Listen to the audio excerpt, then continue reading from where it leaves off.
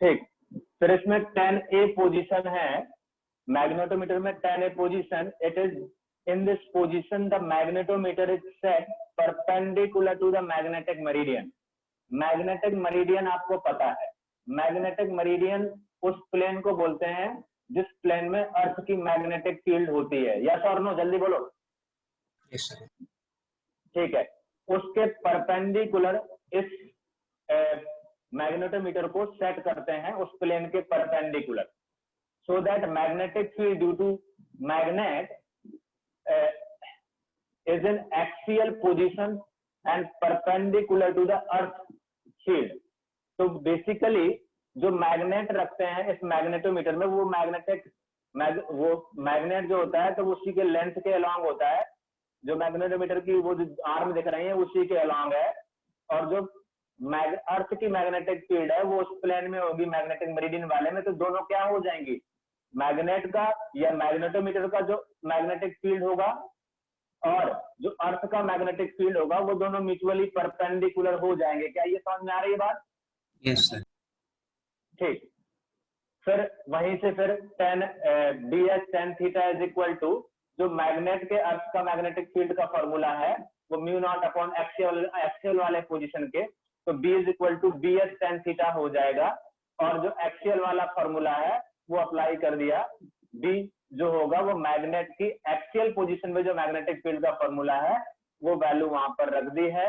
तो ये आपका आ गया bs tan theta is equal to mu naught 4 pi 2m divide by r cube. यहाँ से थीटा फाइंड करना है तो थीटा फाइंड कर सकते हैं, मतलब यहाँ से कोई एक पैरामीटर फाइंड कर सकते हैं, all other parameter must be given. पहले बताओ 10A पोजीशन में किसी को कोई कंफ्यूजन है तो जल्दी बोल दो सर। हाँ बोलो। तो जैसे डाइपोल में हम लोग ले लेते थे अगर L कंपेरेबली लार्ज या स्मॉल, वैसे इसमें भी दूसरा फॉर्मूला वैसे ही दिया है। वैसे ही लिया है बिल्कुल। Okay sir. और कोई किसी को कंफ्यूजन, बाकी लोग भी? सर एक बार tan A और tan B पोजीशन बता दीजिए फिर से। tan A पोजीशन वो है जो कंपास है ना, कंपास की आर्म दिख रही है? यस। अच्छा, तो वो मैग्नेटिक मेरिडियन के परपेंडिकुलर रखा जाता है, ठीक है, और मैग्नेटिक मीडियम के परपेंडिकुलर रखा जाता है, तो जो मैग्नेटिक फील्ड आएगी इस कंपास की वजह से या मैग्नेट की वजह से वो अर्थ की मैग्नेटिक फील्ड के परपेंडिकुलर होगा। जी सर। बस इस पोजीशन को बोलते हैं tan A position, right? Yes sir. बस अब वो फॉर्मूला टेंजेंटल अप्लाई कर दिया है। Clear tan A position. अब tan B पोजीशन पे आ जाते हैं। tan B पोजीशन में क्या करते हैं, tan B पोजीशन में जो arm of magnetometer are set in magnetic meridian, तो अब जो आर्म रखते हैं वो मैग्नेटिक मेरिडियन में ही रखते हैं, मैग्नेटिक मेरिडियन में रखते हैं, so that magnetic field due to magnet is at its equatorial position. तो जो इक्वेटोरियल वाली पोजीशन, अब जो मैग्नेट की जो कंपास की ये जो मैग्नेटोमीटर है इसका जो मैग्नेट है, अब इसका जो मैग्नेट है इसकी जो इक्वेटोरियल वाली मैग्नेटिक फील्ड होगी अब वो अर्थ की मैग्नेटिक फील्ड के परपेंडिकुलर हो जाएगी। यस और नो?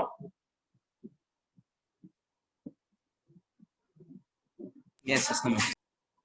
हाँ, तो बस वही फॉर्मूला अप्लाई कर दिया है, ds equal to tan theta, और जो b लिया है वो कौन सी वाली मैग्नेटिक फील्ड ली है, इक्वेटोरियल वाला फॉर्मूला अप्लाई किया है मैग्नेट की वजह से। तो tan A tan B position clear है, जल्दी बोलो। Yes sir. गुड। अब फिर कंपैरिजन ऑफ मैग्नेटिक मूवमेंट, तो मैग्नेटिक मूवमेंट का कंपैरिजन वैसा ही है, यदि हमारे पास दो मैग्नेट है, चाहे tan B पोजीशन से कंपेयर कर लो चाहे tan A पोजीशन से कंपेयर कर लो, दो अलग अलग मैग्नेट हैं, पोजीशन वही है, तो आपका tan theta 1 is divide by tan theta 2 is equal to m1 by m2। हम कंपेयर कर सकते हैं मैग्नेटिक डाइपोल मूवमेंट। कंपेयर कर सकते हैं कि नहीं कर सकते, जल्दी बोलो।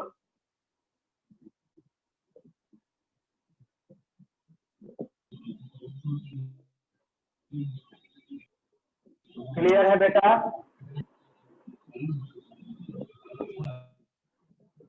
बोलते जाओ, पार्टिसिपेट Yes. करते जाओ, नहीं तो पता ही Yes, नहीं sir. पड़ेगा मुझे। ठीक है, बस इतना काफी सर है, ठीक है लास्ट ना। लाइक बस समझा दीजिए मैग्नेटिक मोमेंट का कंपैरिजन। मैग्नेटिक मोमेंट का कंपैरिजन, जैसे आप कोई भी फॉर्मूला यूज कर लो, tan A वाला या tan B वाला, ठीक है ना। अब tan A वाला किसी मैग्नेट के लिए यूज करोगे तो उसका मैग्नेटिक मोमेंट m1 होगा, तो डिफ्लेक्शन भी अलग होगा, थीटा भी अलग होगा, हाँ समझ गया। बाकी सब चीजें सेम होंगी, तो दो के लिए अलग अलग लिख लो, डिवाइड कर दो। यस क्लियर बेटा, यस बाकी लोग ठीक है। Yes. फिर नेक्स्ट इंस्ट्रूमेंट है वाइब्रेशन मैग्नेटोमीटर। नेक्स्ट इंस्ट्रूमेंट है वाइब्रेशन मैग्नेटोमीटर, राइट। अब वाइब्रेशन मैग्नेटोमीटर, इसको पढ़ लेते हैं, जो आगे जो समझने वाला पॉइंट है उसको समझ लेंगे हम, ठीक है। पहले पढ़ लो है क्या ये। Vibration magnetometer use for comparison of magnetic movement and magnetic field. बहुत सारी चीजें हम फाइंड करते हैं यहाँ से। बेसिकली यूज किया जाता है magnetic movement and magnetic field का कंपैरिजन करने के लिए। This device work on the principal that whenever its freely suspended magnet in uniform magnetic field is disturbed from the equilibrium position, it start vibrating about its mean position। तो इसमें तो कोई नई बात नहीं है, वाइब्रेट करेगी। यदि फ्रीली सस्पेंडेड मैग्नेटिक फील्ड है, मैग्नेट है किसी एक्सटर्नल मैग्नेटिक फील्ड में, मान लेते हैं अर्थ के ऊपर ही हैंग कर रही है, तो अर्थ की मैग्नेटिक फील्ड में है, इक्विलिब्रियम पोजीशन में नॉर्थ साउथ की तरफ पॉइंट करेगा, और उसको थोड़ा सा डिफ्लेक्शन देके छोड़ दोगे तो क्या वो वाइब्रेट करेगा? जल्दी बोलो। तो ये Yes. इमेजिन कर पा रहे हैं वाइब्रेट करेगा? गुड। उसका यहाँ पर सेटअप दिखाया गया है, ऊपर लिखा गया है टॉरिसन हेड। एक बॉक्स बनाया है और वो टॉरिसन हेड से स्ट्रिंग आई है, और बॉक्स के अंदर वो स्ट्रिंग से मैग्नेट बना हुआ है, दिख गया? Yes, sir. Yes, sir. अच्छा, और वो बॉक्स इसलिए बनाया है ताकि एक्सटर्नल इफेक्ट कम हो जाए। एक्सटर्नल इफेक्ट ये एयर रेजिस्टेंस वगैरह, हवा वगैरह चल रही है तो उसका इफेक्ट ना जाए, इसलिए क्लोज बॉक्स बनाया गया है। क्या बॉक्स का मतलब समझ में आया? जल्दी बोलो। Yes sir. अच्छा, टॉरिसन हेड का काम है, वो अपने लेंथ के हिसाब से स्ट्रिंग को हम एडजस्ट कर लेंगे ऊपर नीचे, ठीक है। और टॉरिसन हेड क्या होता है? एक ऐसे मटेरियल का होता है जो मतलब उसको मटेरियल छोड़ दो, टॉरिसन हेड का बेसिकली काम है हमें मैग्नेट को ऊपर नीचे करना, अपने according to the comfortable zone उसको एडजस्ट कर लेंगे, ठीक है, बॉक्स के अंदर। कोई दिक्कत? जल्दी बोलो। अच्छा, अब ये फ्रीली सस्पेंडेड मैग्नेट है, तो ये मैग्नेटिक मरीडियन के अलोंग, मैग्नेटिक मरीडियन वाले प्लेन में ही लाई करेगी। जल्दी बोलो। हाँ सर। Yes, sir. अच्छा, और ये जो मैग्नेट का फ्री सस्पेंडेड मैग्नेट का नॉर्थ पोल अर्थ के नॉर्थ पोल की तरफ पॉइंट करेगा, और साउथ पोल अर्थ के साउथ पोल की तरफ पॉइंट करेगा। जल्दी बोलो। Yes, sir. क्योंकि फ्रीली सस्पेंडेड है, अर्थ की मैग्नेटिक फील्ड में सस्पेंडेड है। अब यदि इसमें थोड़ी सी ट्विस्टिंग देंगे तो जो इसके बाइसेक्टर वर्टिकल लाइन है, जो टॉरिसन हेड वाली लाइन है, उस एक्सिस के अबाउट क्या करेगा? ये थोड़ा सा रोटेशन देके छोड़ देंगे तो क्या ये वाइब्रेट करेगा? जल्दी बोलो। हाँ सर ऐसे चमकना। एसएचएम करेगा। सब लोगों ने इमेजिन किया कि नहीं किया? जल्दी बोलो इतना। यस। गुड। अब यहाँ पर थोड़ा सा समझने वाला काम है, मैं वो समझा देता हूँ फटाफट, ठीक है। चाहो तो वहीं जगह हो तो वहीं लिख लेना, और अलग से लिखना चाहो तो अलग से लिख लेना। डिफिकल्ट नहीं है, बिल्कुल सिंपल सा है।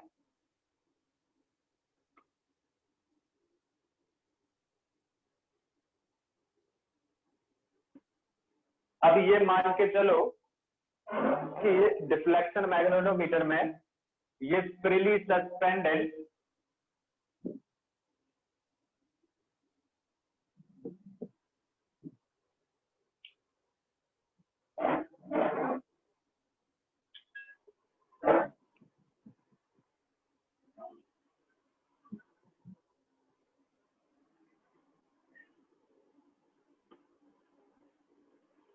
आज इसको फिनिश कर देंगे।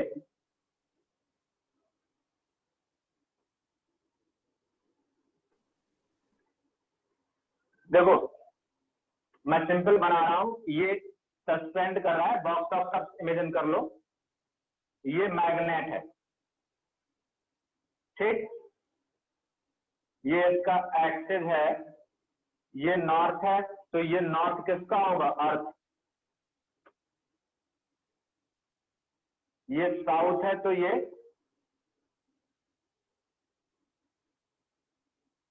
इक्विलिब्रियम में ये सिचुएशन होगी कि नहीं होगी, जल्दी बोलो। हाँ सही।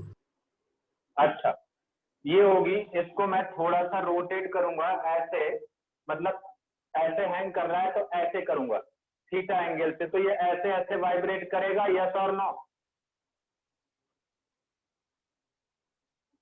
सर वाइब्रेट क्यों करेगा, वो वापस स्टेबल इक्विलिब्रियम में नहीं जाना चाहेगा? हाँ तो यदि ऐसे ये इक्विलिब्रियम है, ऐसे आएगा तो इधर आके फिर मोमेंटम जैसे ऐसे भी जाएगा ना, वैसे ऑसिलेट करेगा।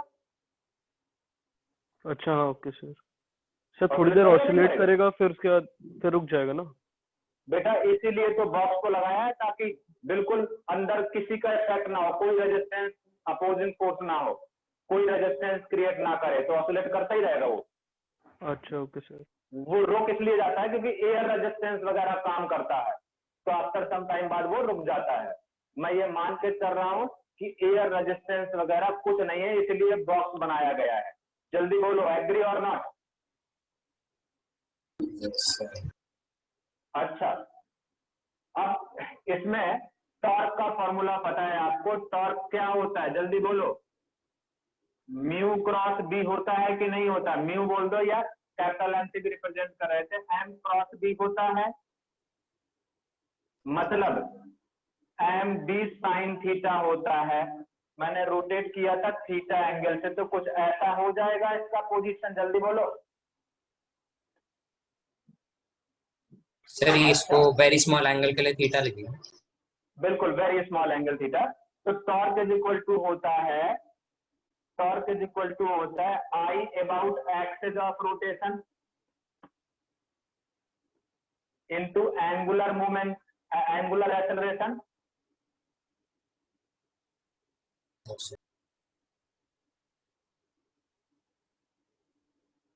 और ये मोमेंट ऑफ इनर्शिया, याद है?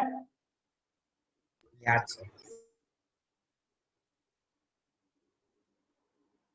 अच्छा इस एक्सिस के अबाउट रोटेट कर रहा है, तो टॉर्क ये है एम बी साइन थीटा, अच्छा is equal to moment of inertia about axis. I मान लेता हूं कौन सी एक्सिस के अबाउट, सेंटर से पास कर रही है, मास वास गिवन होगा तो मोमेंट ऑफ इनर्शिया भी फाइंड कर लेंगे, और यदि इसका लेंथ एल है तो मोमेंट ऑफ इनर्शिया क्या हो जाएगा, मास यदि स्मॉल एम है तो ml square by 12 एम है मास ऑफ मैग्नेट, एग्री और नॉट, जल्दी बोलो। तो आई ही रखता हूं, यदि ये गिवन होगा तो कैलकुलेट कर लेंगे, into alpha D square theta by D T square, और ये रीस्टोरिंग नेचर का होगा क्योंकि टुवर्ड्स इक्विलिब्रियम में तो माइनस साइन, ये क्या रिप्रेजेंट करता है, restoring nature.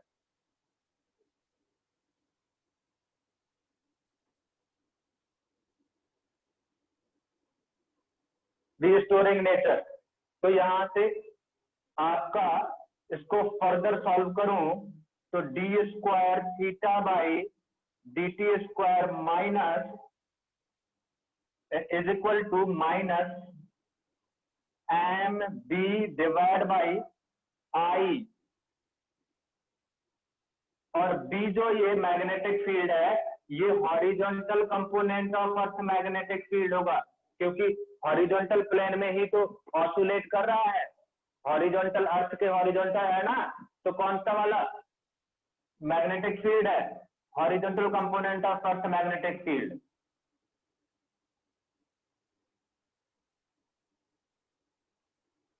Component of earth magnetic field,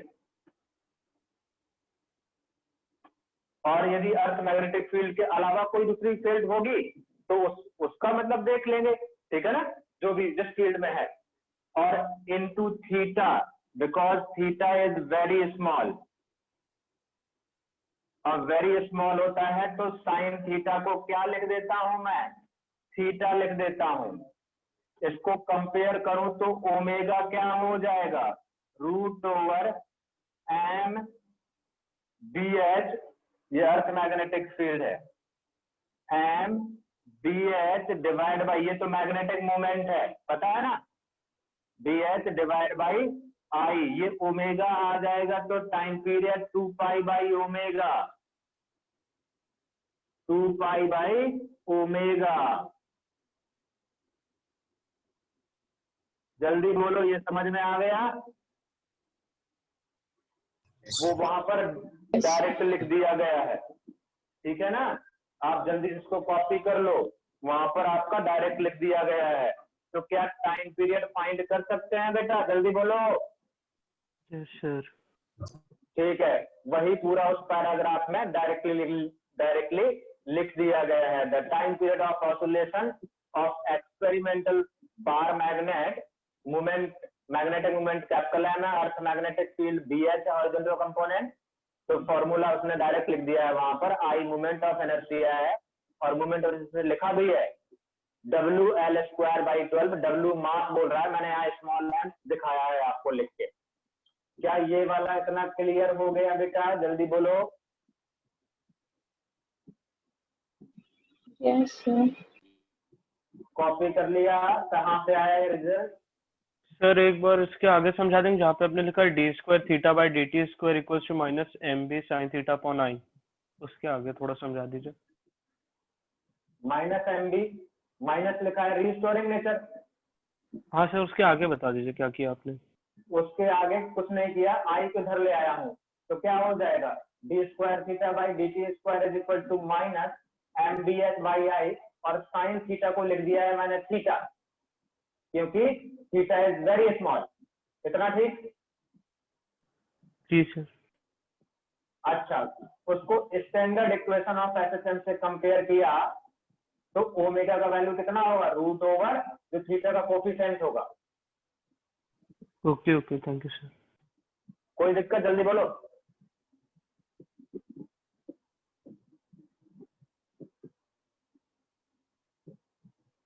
copy कर लिया हो तो आगे बढ़े नेक्स्ट पॉइंट में इसके। Yes sir. यस ठीक, फिर उसके बाद एक पॉइंट है determination of magnetic movement of a magnet, ठीक है, तो बाकी कुछ नहीं, ये इसी फॉर्मूला में टाइम पीरियड हम स्टॉप वॉच लेके कैलकुलेट कर लेंगे, बाकी सब पता होगा हमें। तो क्या मैग्नेटिक मूवमेंट फाइंड कर सकते हो, जल्दी बोलो। Yes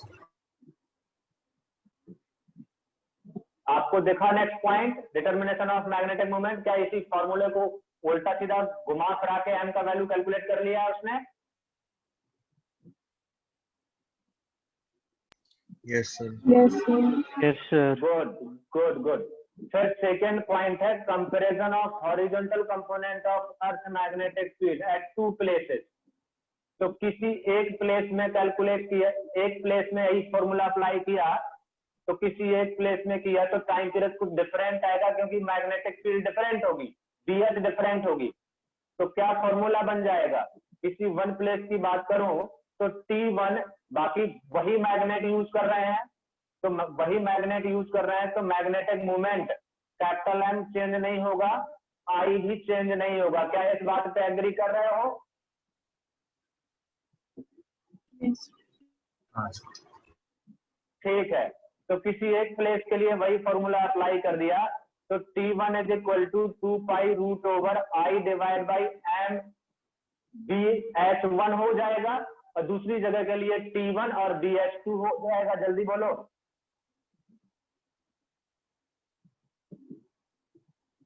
yes sir. तो क्या कंपेयर कर लोगे बेटा?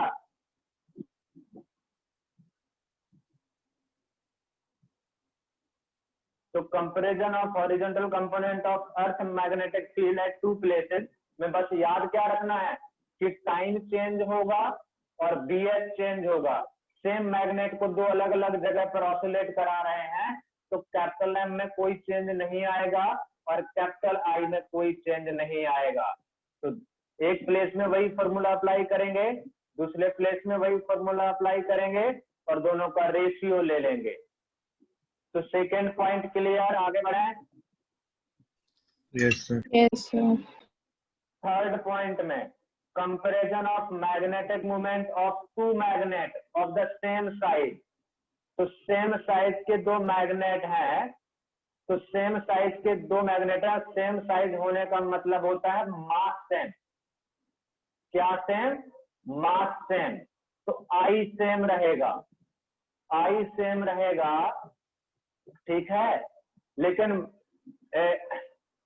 मैग्नेटिक मोमेंट दो डिफरेंट मैग्नेट है तो पोल स्ट्रेंथ अलग अलग होगी, तो कैपिटल एम भी अलग अलग होगा। ये एग्री कर रहे हो नहीं कर रहे हो?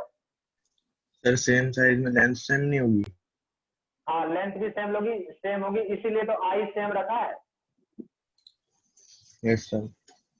ठीक है, हाँ। तो बस वही फॉर्मूला अप्लाई कर दिया है। एक का M1 मान लिया है कैपिटल M1, एक का कैपिटल M2, और सेम जगह पर एक्सपेरिमेंट कर रहे हैं तो BH सेम रहेगा, बस मैग्नेट को चेंज कर रहे हैं और प्लेस वही है तो BH सेम रहेगा। टाइम अलग होगा क्योंकि M1 M2 अलग अलग है। तो कंपेयर कर लोगे कि नहीं? जल्दी बोलो। सर जब डिफरेंस पोजीशन में रखा है तो नेट जो होना चाहिए वो M1 माइनस M2 होगा।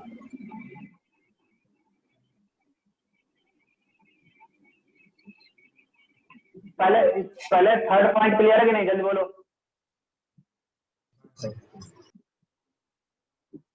बेटा। Third point comparison of magnetic moment of two magnet. Yes, sir. Yes, Yes, sir. sir. Yes, sir. चलो आगे आते हैं फोर्थ पॉइंट में, comparison of magnetic moment by sum and difference method. तो यहाँ पर दो मैग्नेट लिए हैं और नॉर्थ, दोनों का नॉर्थ सेम साइड है, दोनों का साउथ सेम साइड है, तो मैग्नेटिक मोमेंट भी सेम साइड होगा और मैग्नेटिक मोमेंट सेम साइड होगा, वेक्टर क्वांटिटी है, तो नेट मैग्नेटिक मोमेंट क्या हो जाएगा? M1 plus M2, net moment of inertia about bisector of the magnet, दोनों का सम हो जाएगा I1 एंड I2। क्या ये दोनों पॉइंट क्लियर है? जल्दी बोलो। Yes sir. अब वही टाइम पीरियड वाली अप्लाई करेंगे फॉर्मूला, तो क्या इक्वेशन फर्स्ट क्लियर है? जल्दी बोलो। हाँ सर। Yes sir. ठीक है, आगे बढ़ते हैं। फिर यदि टाइम पीरियड क्लियर है तो टाइम पीरियड का रिवर्स फ्रीक्वेंसी क्लियर है कि नहीं है? Yes, sir. अब डिफरेंट पोजीशन में आ जाते हैं। तो डिफरेंट पोजीशन में दोनों का क्या कर दिया है?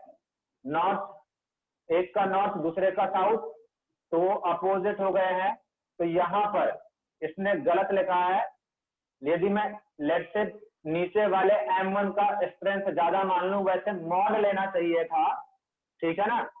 तो यहाँ पर पहली बात, ऊपर MD इज इक्वल टू क्या लिखा है तुम्हारे उसमें? M1 प्लस M2 या M1 minus M2? Sir M1 plus M2। Sir वो गलत है ना? हाँ, माइनस करो उसको, M1 माइनस M2 करो। सर मॉड में होगा ना ये? हाँ, मॉड कर लो, कोई दिक्कत नहीं, मॉड कर लो। M1 माइनस M2 करो उसको। सर इनर्शिया भी तो फिर माइनस होगा। इनर्शिया थोड़ा ना सेम होता है, उसका डायरेक्शन क्वांटिटी थोड़ा ना है, तो स्केलर है। फिर बाद में रेशियो सेम सही दिया है। बेटा net magnetic moment mod of M1 minus M2 clear? जल्दी बोलो। Yes yes. Net inertia clear? I1 plus I2, क्योंकि ये वेक्टर क्वांटिटी नहीं है, स्केलर क्वांटिटी है, तो भाई मास सेम वो वैसा ही है और ये सब कुछ स्ट्रक्चर वैसा ही है। तो क्या net moment of inertia I1 plus I2 अभी भी होगा? ठीक है। तो टाइम पीरियड का formula TD is equal to क्या? इक्वेशन सेकेंड क्लियर है? जल्दी बोलो। Yes sir clear. गुड। अब TD क्लियर है तो उसका फ्रीक्वेंसी भी क्लियर होना चाहिए, और फ्रीक्वेंसी वाले फॉर्मूले में शायद गड़बड़ है, ऊपर M1 माइनस M2 करो, शायद प्लस लिखा हुआ है, देखो जरा। हाँ सर। फ्रीक्वेंसी वाले फॉर्मूले में m1 माइनस m2 करना। कर लिया? Yes, sir. डिफरेंस वाली फ्रीक्वेंसी क्लियर हो गई? एवरीवन यस और नो? सारे बोलो एक बार अच्छे से। Yes sir. Yes. Yes sir. बस इक्वेशन फर्स्ट को डिवाइड कर दिया तो ये रिलेशन आ गया। इसमें कोई एक चीज फाइंड कर सकते हैं, बाकी पता होना चाहिए। क्लियर? वो तो उसी का वो रिलेशन है सर, टीएस और टीडी, और उसमें सब में रिलेशन फ्रीक्वेंसी वगैरह में ऐसे भी ऑप्शन बना सकता है कि क्या रिलेशन होगा, विच वन इज करेक्ट करके। तो ये रिलेशन हम यहाँ से निकाल सकते हैं। क्या 4th पॉइंट तक क्लियर होगा सारे चीज? Yes sir. 5th पॉइंट में आ जाओ। To find the ratio of magnetic field. अब to find the ratio of magnetic field में देखते हैं। Suppose it is required to find the ratio B by BH where B is the field created by magnet। ठीक है ना? तो जो hanging magnet है या कोई अलग से मैग्नेट है उसकी वजह से B मैग्नेटिक फील्ड है, और BH है अर्थ का horizontal component of magnetic field. To determine B by BH a primary main magnet is made the first oscillation of earth magnetic field BH along। तो पहले वही टाइम पीरियड जो मैंने बताया था, फ्रीली सस्पेंडेड मैग्नेट अर्थ की magnetic field में, तो टाइम पीरियड और फ्रीक्वेंसी ये होगा। यहां तक क्लियर है कि नहीं है? जल्दी देखो जरा फ्रीली सस्पेंडेड वाला।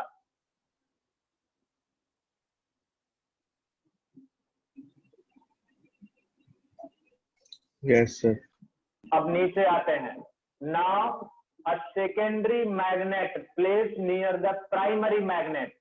फिगर देखा? Yes, sir. Yes sir. अच्छा, सेकेंडरी मैग्नेट की वजह से मैग्नेटिक फील्ड कैपिटल बी मानो, तो जो फिगर है वो बी का डायरेक्शन बीएच की डायरेक्शन में होगा या उसके अपोजिट होगा? उसी डायरेक्शन में। उसी डायरेक्शन में होगा। तो external magnetic field primary magnetic field के लिए क्या हो गया?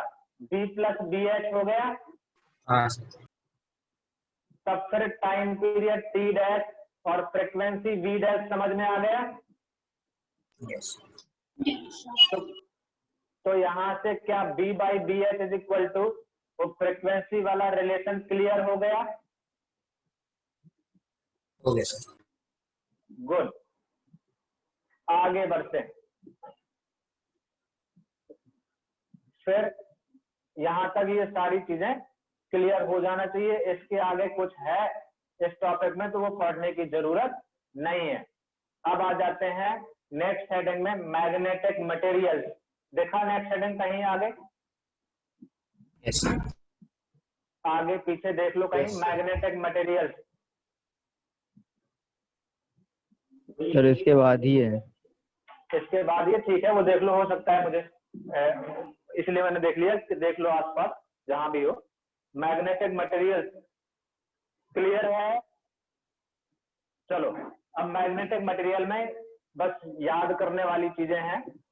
अब देखो इसमें, on the basis of mutual interaction और behaviour of various materials in an external magnetic field, the materials are divided in 3 main categories। first है diamagnetic material, second है paramagnetic material और third है ferromagnetic material। अच्छा, तो इसमें जो diamagnetic material है उसको कैसे डिफाइन किया है उसको देखो ठीक से। डेफिनेशन है, diamagnetism is the intrinsic property of every material and it is generated due to the mutual interaction between the applied magnetic field and orbital motion of electron। ठीक है, अभी याद रखो, आगे और क्लियरिटी आएगी इसमें। फिर second paramagnetic material. in these substances the inner orbit of atoms are incomplete। Atom के बारे में पता ही है, आपने केमिस्ट्री में अच्छे से पढ़ा होगा, ऑर्बिट के बारे में सब जानते हो। Inner orbit of atom are incomplete, the electron spins are uncoupled. Uncoupled का मतलब भी आप बहुत अच्छे से जानते हो, केमिस्ट्री में पढ़ा है आपने। Consequently, on applying a magnetic field, the magnetic moment generated due to spin motion aligns in the direction of magnetic field and induces magnetic moment in this direction, due to which the material gets freely magnetized. In this material the electrons numbers is all. आपको ज्यादा detail में जाना नहीं है, बस ये है कि पहले जो इलेक्ट्रॉन्स थे वो रैंडम डिस्ट्रीब्यूटेड थे या अनकपल्ड थे, जो फिगर दिया है ए, ठीक है ना। तो पहले वाले इलेक्ट्रॉन का कुछ मैग्नेटिक मूवमेंट रहा होगा, ऐसे ही इसमें लगभग 7 दिखाए गए हैं जो अलग अलग डायरेक्शन में मैग्नेटिक मूवमेंट है ए फिगर में। When there is no applied field, ये फिगर दिखा नहीं दिखा, जल्दी बोलो। Yes sir. अच्छा, इससे क्या होगा, सबका अलग अलग डायरेक्शन है, रैंडम डिस्ट्रीब्यूटेड है, तो एक दूसरे के इफेक्ट को कैंसिल कर देंगे। तो जो ए फिगर में मैग्नेटिक मटेरियल बना है, यह मटेरियल जो है वो मैग्नेट की तरह बिहेव नहीं करेगा। यस और नो, जल्दी बोलो। यस। कोई एरो Yes, किसी sir. दूसरे एरो को क्या कर दे रहा होगा, कैंसिल आउट कर दे रहा होगा। सर अब मैंने, हाँ बोलो। सर पैरामैग्नेटिक मटेरियल में कुछ ऐसे भी तो इलेक्ट्रॉन्स होंगे जो कि अपोज करेंगे मैग्नेटिक मोमेंट को, जैसे डायमैग्नेटिक में कर रहे थे।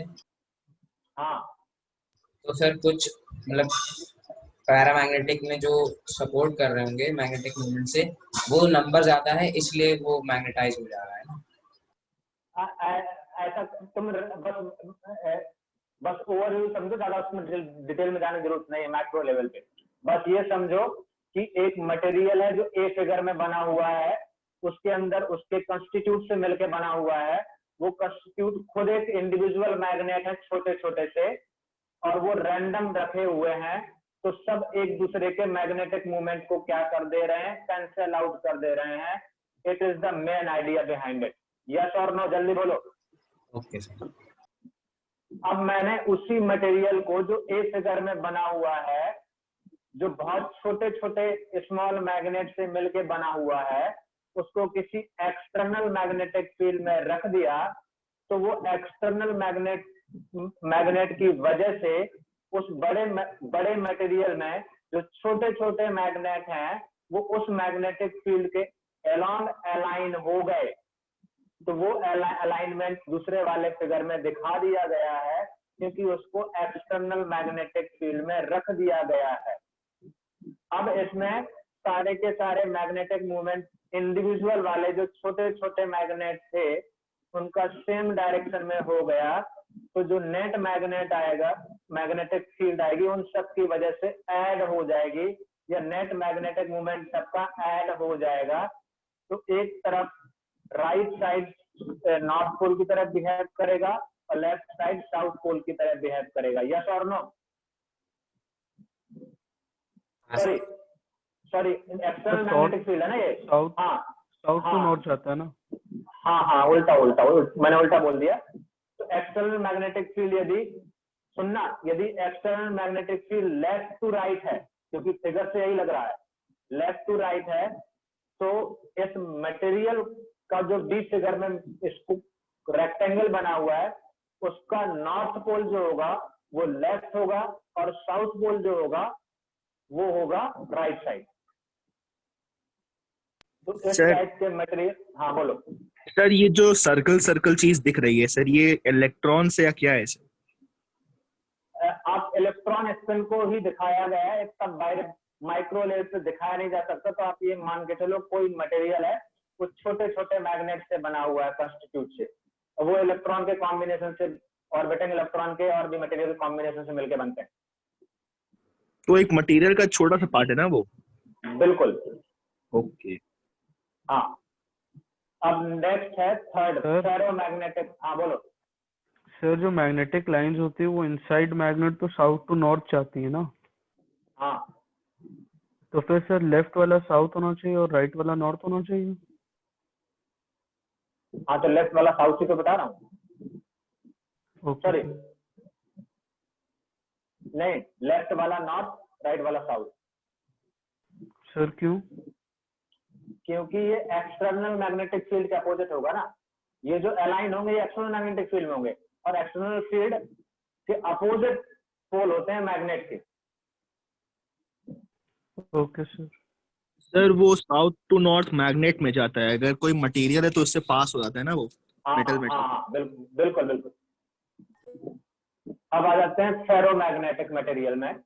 इन some materials the permanent atomic magnetic moment have a strong tendency to align themselves even without any external field. तो बेसिकली क्या है, जो अनमैग्नेटाइज्ड मटेरियल बना है ए फिगर में, तो ये अलग अलग सेगमेंट दिखाए हैं, ये अलग अलग सेगमेंट ही इसके मैग्नेट हैं, छोटे छोटे मैग्नेट मान लो, right. In every unmagnetized ferromagnetic material, the atoms form domain inside the material. Different domain, however, have different direction of magnetic moment, and hence the material remain unmagnetized. तो एक दूसरे के effect को cancel कर देंगे जो इस फिगर में दिखाया गया है। फिर एक्सटर्नल फील्ड अप्लाई किया तो एक पर्टिकुलर डायरेक्शन में अलाइन हो गए, तो अब वो एक मैग्नेट की तरह बिहेव करेगा। ठीक है, समझ में आ गया? Yes sir. नहीं सर, फेरोमैग्नेटिक सर एक बार दोबारा बता दीजिए। फेरोमैग्नेट मटेरियल में क्या होते हैं, छोटे छोटे मैग्नेट होते हैं, ठीक है ना। The permanent in some material the permanent atomic magnetic movement. तो ये जो ट्रायंगल बना है, कहीं कुछ बना है ना ए फिगर में, वो परमानेंट मैग्नेट है उसके। अब एक्सटर्नल फील्ड में रख दिए तो वो एक डायरेक्शन में हो गए बस, तो वो एक मैग्नेट की तरह पूरा मटेरियल बिहेव करने लगा, मैग्नेटाइज हो गया। सर तो फेरो मतलब फिर ये क्या था पैरामैग्नेटिज्म? बेटा पैरामैग्नेट में इलेक्ट्रॉन की वजह से होता है, यहाँ पर उसके एक बड़ा बंच होता है मैग्नेट, वहां इलेक्ट्रॉन स्पिन है, वो इलेक्ट्रॉन छोटे सर्कल दिखाए गए ना पैरामैग्नेट में, तो इलेक्ट्रॉन के स्पिन के मूवमेंट की वजह से होता है। यहाँ अलग डोमेन ही होती है उसकी बड़ी बड़ी सी फेरोमैग्नेटिक मटेरियल में। सर इससे कोई एग्जांपल होगा फेरोमैग्नेटिक मटेरियल का? आयरन। अच्छा सर, ओके। हाँ, तो आयरन को अगर हम लोग मैग्नेटिक फील्ड में डालेंगे तो वो खुद मैग्नेट बन जाएगा? बिल्कुल, एक मैग्नेट की तरह बिहेव करेगा वो। ठीक sir. Curie law. Sir Curie law. Sir तो पैरामैग्नेटिक और फेरोमैग्नेटिक में यही अंतर हुआ ना कि मैग्नेटिक फील्ड हटाने के बाद भी फेरोमैग्नेटिक मैग्नेट्स रहते हैं और पैरामैग्नेटिक हट जाते हैं। हाँ, काफी हद तक फेरोमैग्नेट एक्सटर्नल मैग्नेट हटाने के बाद भी वो काफी हद तक मैग्नेट की तरह बिहेव करते हैं, क्योंकि सारे के सारे अलाइनमेंट होते हैं, कुछ उसका मैग्नेटिक बिहेवियर बना रहता है। बट पैरामैग्नेटिक मटेरियल में क्या होता है, एक्सटर्नल मैग्नेटिक फील्ड हटा देंगे तो दोबारा से वो ए वाली पोजीशन में आ जाएगा, तो उसका मैग्नेटिक बिहेवियर फिर खत्म हो जाएगा। ये डिफरेंस है पैरामैग्नेट और फेरोमैग्नेट में। यस सर एक चीज है सर, इलेक्ट्रोमैग्नेट्स जो होते हैं वो पैरामैग्नेट होते हैं? इलेक्ट्रोमैग्नेट कहाँ से आ गया? इलेक्ट्रोमैग्नेट जो होता है वो इलेक्ट्रोमैग्नेटिक इंडक्शन की वजह से होता है, तो हम लोग जब भी पैरामैग्नेटिक मटेरियल से बनेगा ना सर वो, मतलब ताकि जल्दी डीमैग्नेटाइज भी हो जाए। हाँ, फेरोमैग्नेटिक मटेरियल उसमें लगा दी, यूज करते हैं। ओके सर, ठीक है। हाँ, जैसे चोक कॉइल में अंदर आयरन डालते थे ना, हाँ सर समझ गया। वो फेरोमैग्नेट मटेरियल था। अब Curie law, the magnetic susceptibility of paramagnetic substance is inversely proportional to the absolute temperature। वो दिखाया गया है, on increasing temperature the magnetic susceptibility of paramagnetic material decreases and vice versa। ये लॉ है, याद रखना है, साइंटिस्ट का नाम है, उन्होंने दिया। the magnetic susceptibility of ferromagnetic substance does not change according to the Curie law. तो क्यूरी लॉ के बारे में ये पता होना चाहिए, कई बार टेम्परेचर और सस्टेबिलिटी में ग्राफ वगैरह पूछ लेता है। क्लियर, जल्दी बोलो।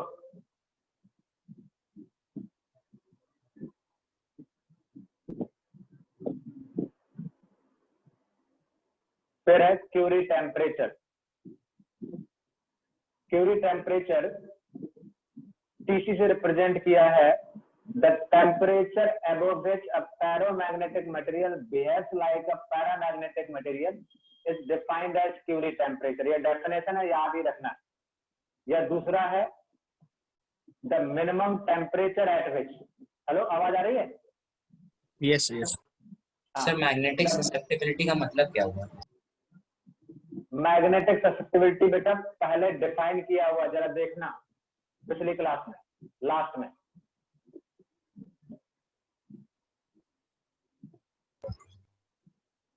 ठीक है, वो डेफिनेशन पढ़ना, पिछली क्लास में समझाया था।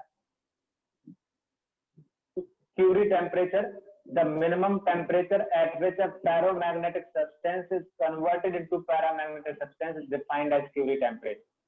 तो डिफरेंट मटेरियल का डिफरेंट होता है Curie टेम्परेचर, वो दिया है कुछ एग्जांपल, निकल का दिया है, आयरन का दिया है, ठीक है ना, वो डिफरेंट का दिया है, तो ये याद करने की जरूरत है नहीं।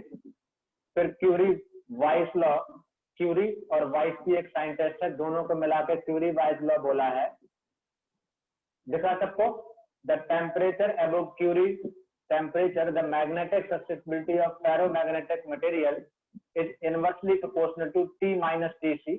वो ग्राफ बताया गया है, उसको इस लॉ को बोलते हैं क्यूरी वाइस लॉ। तो ये ग्राफ आपको थोड़ा सा इसके बारे में आइडिया होना चाहिए, ये रिलेशन पता होना चाहिए।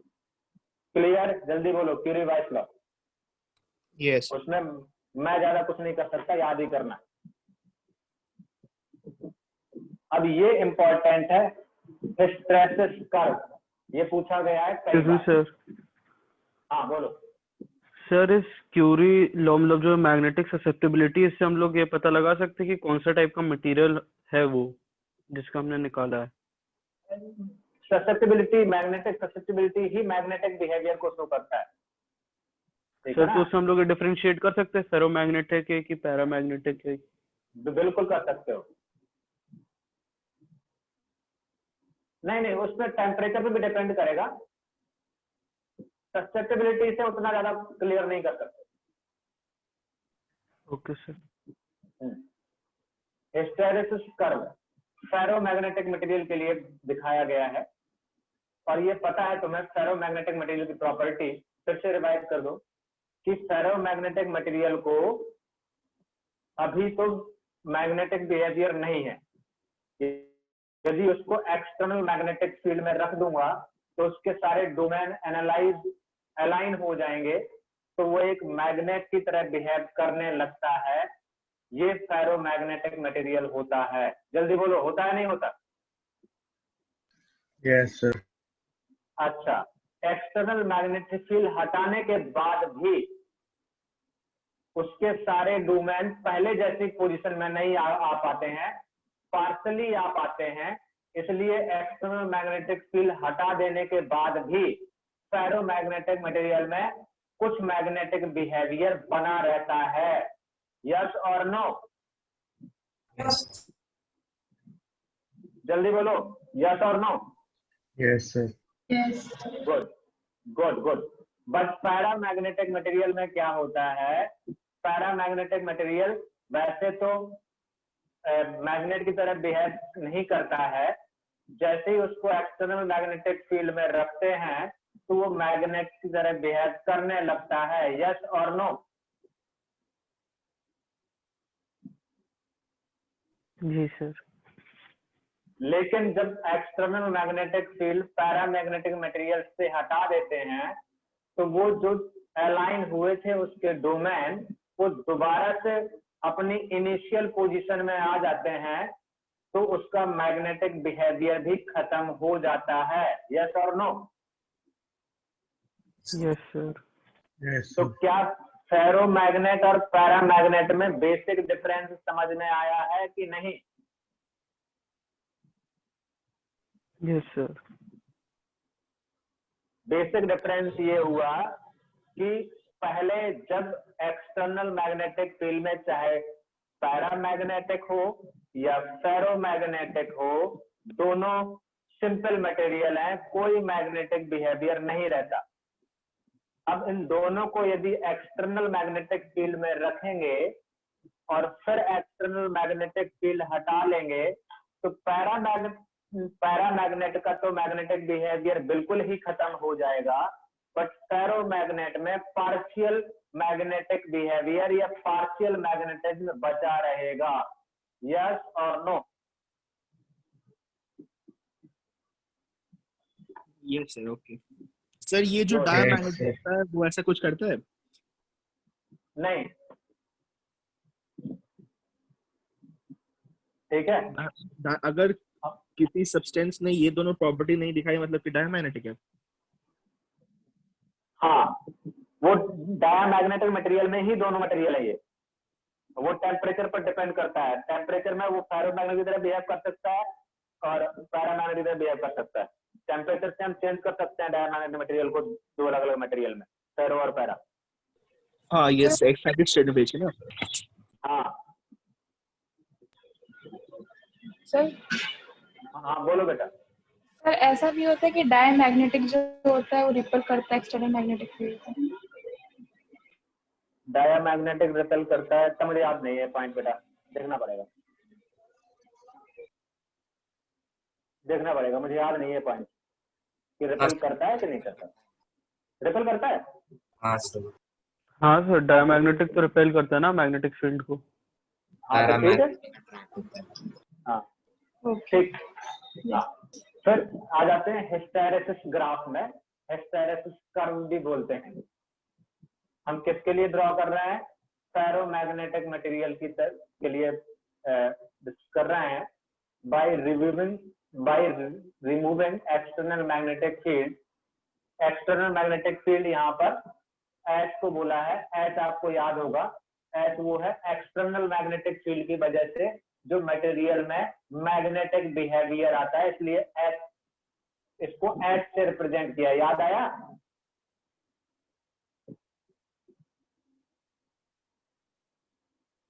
यस। यस देख लो एच को क्या नाम दिया था, जरा देखो, बताओ मुझे।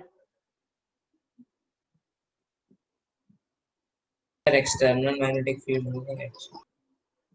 हाँ, एक्सटर्नल मैग्नेटिक फील्ड की वजह में जो मैग्नेटिक मटेरियल रखा है, उस एक्सटर्नल मैग्नेटिक फील्ड की वजह से जो मैग्नेटिज्म आया उसको एच बोला गया था। यह है कि नहीं? मतलब इंड्यूस्ड मैग्नेटिज्म। हाँ हाँ बेटा, इंड्यूस्ड मैग्नेटिज्म, ठीक है ना। लेकिन एक्सटर्नल मैग्नेटिक फील्ड की वजह से जो बिहेवियर आया, यह magnetic field I, right. The magnetic moment of some domain remains aligned in the applied direction of previous magnetizing field, which result into the residual magnetism। वही बताया, ये फेरोमैग्नेटिक मटेरियल की प्रॉपर्टी होती है। क्या ये लाइन समझ में आई कि नहीं आई? जल्दी बोलो। यस। यस इस लाइन का मतलब सबको क्लियर है? फेरोमैग्नेटिक मटेरियल में एक्सटर्नल मैग्नेटिक फील्ड हटा देंगे तो उसके बाद भी उसका मैग्नेटिक बिहेवियर थोड़ा बहुत बचा रहेगा, जिसे हम क्या बोल रहे हैं, क्या नाम दे रहे हैं? Residual magnetism, right. अब जरा देखो यहाँ पर ग्राफ देखें, ये एच है एक्सटर्नल मैग्नेटिक फील्ड, और आई और बी। आई याद आया? आई वो था magnetism due to magnetic property of material. Yes no? उसको आई भी बोला है और बी भी बोल दिया। फिगर में देखो। यस हाँ, अब देखो यहां से ओ से शुरू करते हैं, सेंटर से। ओ से शुरू करने का मतलब ये है कि एक मैंने मटेरियल लिया है, फेरोमैग्नेटिक मटेरियल लिया है। अभी उसमें ना तो मैंने external magnetic field H apply की है और एक्सटर्नल मैग्नेटिक फील्ड अप्लाई नहीं हुई है, तो कोई मैग्नेटिज्म या कोई उसमें मैग्नेटिक फील्ड नहीं आई हुई होगी या कोई मैग्नेटिक बिहेवियर क्रिएट नहीं हुआ होगा। जैसे जैसे मैं H बढ़ाऊंगा, मतलब एक्सटर्नल मैग्नेटिक फील्ड बढ़ाऊंगा, तो उसका मैग्नेटिक बिहेवियर बढ़ेगा। तो O से B पहुंच गए वाया A। ये दिखा नहीं दिखा, जल्दी बोलो। Yes sir. क्या इतना समझ गए कि नहीं समझे? Yes sir. अच्छा, फिर B से C की तरफ आएंगे। वो कैसे आएंगे? हम याद रखना फेरोमैग्नेटिक मटेरियल की बात कर रहे हैं।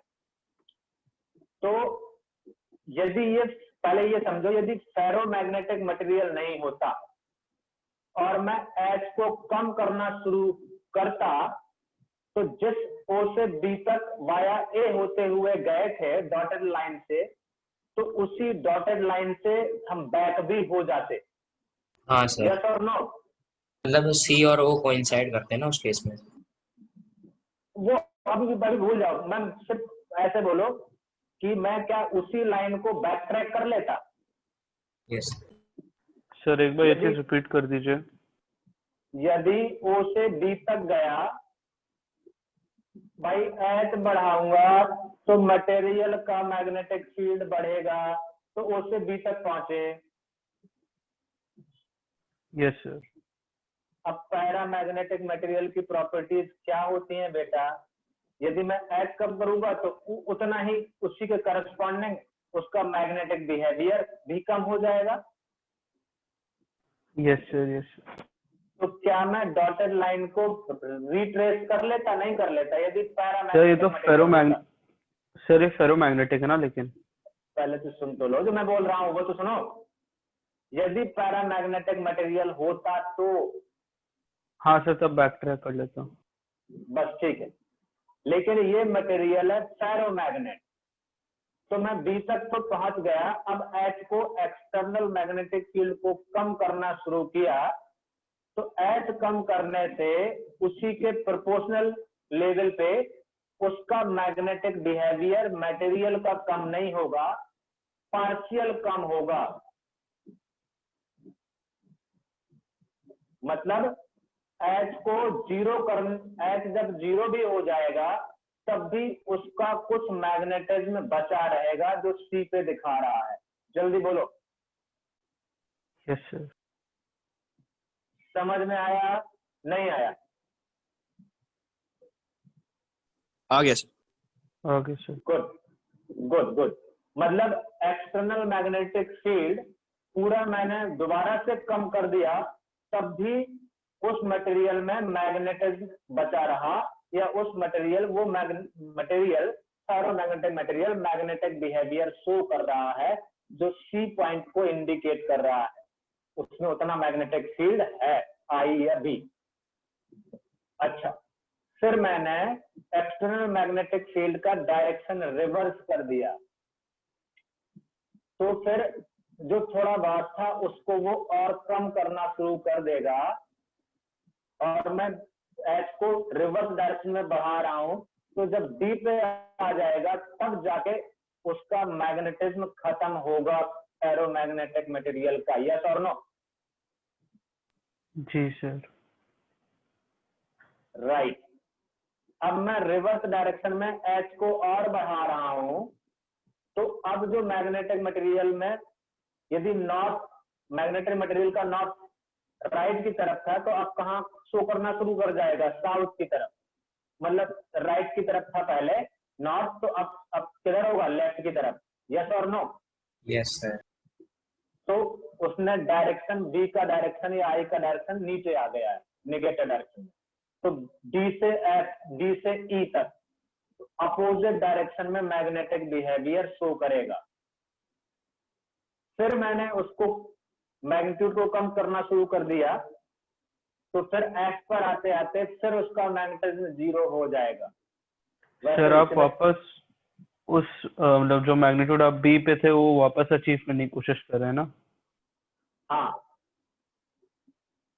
ठीक है। तो F पर आते आते क्या हो जाएगा, फिर बी का वैल्यू क्या हो जाएगा, कुछ मैग्नेटिक बिहेवियर बचा रहेगा एक्सटर्नल मैग्नेटिक फील्ड हटाने के बाद, एच हटाने के बाद भी, लेकिन अपोजिट डायरेक्शन में। अब फिर मैं जी की तरफ जाऊंगा, फॉरवर्ड बढ़ाऊंगा, तो फिर से उसका मैग्नेटिक बिहेवियर 0 हो जाएगा जी तक जाते जाते। यस और नो, समझ में आएगा? Yes sir. अपोजिट वाला बता दीजिए एक बार, अपोजिट। बेटा जैसे हम डी से सी, सी से डी, डी से ई गए थे ना, वैसे ही अपोजिट का सोच लेना। सोच सर बी से सी गए क्योंकि हम लोग एक्सटर्नल मैग्नेटिक फील्ड को कम कर रहे थे। हाँ बेटा, अब एक्सटर्नल मैग्नेटिक फील्ड पीछे की तरफ लगा रहे हैं, अभी फॉरवर्ड लगा रहे थे, बैकवर्ड लगा रहे हैं। अच्छा अब लगा, ओके ओके ठीक, ओके सर। सर ये ओसी और ओएफ हमेशा बराबर होंगे कि अनइक्वल भी हो सकते हैं? यदि सेम मटेरियल है तो सेम होगा। और सर ओडी और ओजी? ये भी सेम होंगे। Okay sir. ठीक है ना? और जितना ज्यादा ये डीजी का थिकनेस जितना ज्यादा होगा ना, उतना ज्यादा फेरोमैग्नेटिक बिहेवियर होगा उस मटेरियल का। ओसी जितना ज्यादा होगा सर, सर ओसी होगा ना, रिटेंटिविटी। रेसिडुअल मैग्नेटिज्म जितना ज्यादा होगा उतना ज्यादा फेरोमैग्नेटिक होगा। हाँ मतलब थिकनेस भी तो ज्यादा होगी सर। हाँ सर। सर मतलब कि area under in the curve sir, curve के अंदर का एरिया ज्यादा। हाँ हाँ हाँ ठीक है। अब यहाँ कुछ टर्म है, वो टर्म याद करना है। और retentivity, retentivity when h is reduced, I reduced, but it is not 0 when h equal to 0। वही बताया मैंने फिगर के हिसाब से। The remainder value OC of the magnetism when h equal to 0 is called residual magnetism और retentivity। समझ में आया नहीं आया? जल्दी बोलो। Yes sir. कि एक्सटर्नल मैग्नेटिक फील्ड हटाने के बाद भी उसमें कुछ मैग्नेटिज्म बचा रहता है। फिर आ जाते हैं कोरेसिटिविटी या coercive force. When magnetic field H is reverse the magnetism decreases. कम होगा ही होगा, है कि नहीं? जब एच को मैं रिवर्स कर दूंगा तो जो मैग्नेट बिहेवियर था उसका फॉरवर्ड, वो अब कम होना शुरू हो जाएगा रिवर्स के। ठीक है, तो ओडी पे वो फिर 0 हो जाएगा। The value of H is called coercivity. तो जैसे मैग्नेटिक हार्ड मटेरियल स्टील है तो उनकी हाई कोरेसिटिविटी होती है, सॉफ्ट मटेरियल होते हैं उनकी लो कोरेसिटिविटी होती है। मतलब वो जो लो कोरेसिटिविटी वाले मटेरियल होते हैं उनका ओ से डी का या थिकनेस जो होती है वो कम होती है, हाई कोरेसिटिविटी वाले के थिकनेस ज्यादा होती है। समझ गए? सर ये कोरेसिविटी का लिटरल मीनिंग क्या होता है? मतलब जैसे रिटेंटिविटी तो होता है कि वो कितनी रिटेन कर सकता है मैग्नेटिक प्रॉपर्टीज। कोरेसिटिविटी मतलब होता है, कोरेसिविटी का मतलब होता है कि किस रिवर्स मैग्नेटिक फील्ड में, एक्सटर्नल मैग्नेटिक फील्ड में वो दोबारा से 0 होगा। अच्छा सर, मतलब कितनी जल्दी वो दोबारा से 0 हो सकता है? जल्दी होगा तो ओडी का वैल्यू उतना कम होगा। जी सर। तो सर फिर वो मतलब सॉफ्ट सब्सटेंस हो जाएगा। हाँ हाँ, सॉफ्ट सब्सटेंस हो जाएगा।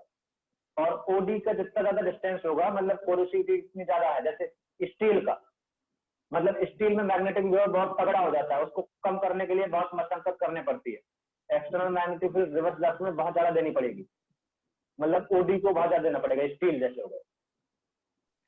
Okay sir. ठीक है ना? हाँ, तो ये हिस्टेरिसिस ग्राफ है। ठीक है, इतना ही था इस चैप्टर में। तो ये जी मेन। हाँ बोलो सर, ये हिस्टेरेसिस लॉस से कुछ रिलेशन है इसका? किसका? सर इसका, हिस्टेरेसिस कर्व। क्या सर वो ट्रांसफार्मर की बात कर रहा है, हिस्टेरिसिस लॉस जो होता है। सर कोर मैग्नेटाइज और डीमैग्नेटाइज होगा तो जो फील्ड प्रोड्यूस होगी बिल्कुल वो बिल्कुल एनर्जी। बिल्कुल बिल्कुल बिल्कुल बिल्कुल बिल्कुल। जितना डीमैग्नेटाइज मतलब उसमें लो पोरोसिटी, मतलब ये जो लो पोरोसिटी वाले मटेरियल रखे जाते हैं और हाई रिटेंटिविटी भी तो होते हैं सर। हैं? Low retentivity. सर रिटेंटिविटी लो होती है कि हाई होती है? एक मिनट रिटेंटिविटी लो होगी ना sir. High, retentivity retentivity high हो जाएगी तो फिर वो मैग्नेटिक फील्ड को ज्यादा अपोज करेगा, जल्दी चेंज नहीं करेगा अपनी मैग्नेटिक फील्ड, तो ज्यादा हिस्टैरिसीस लॉस हो जाएगा। हाँ रिटेंटिविटी लो रखनी पड़ती है। Okay sir, okay. हाँ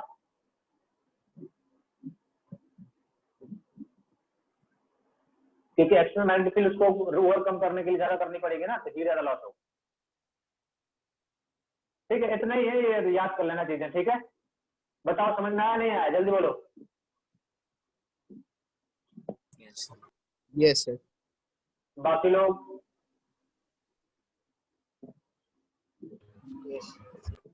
यस सर।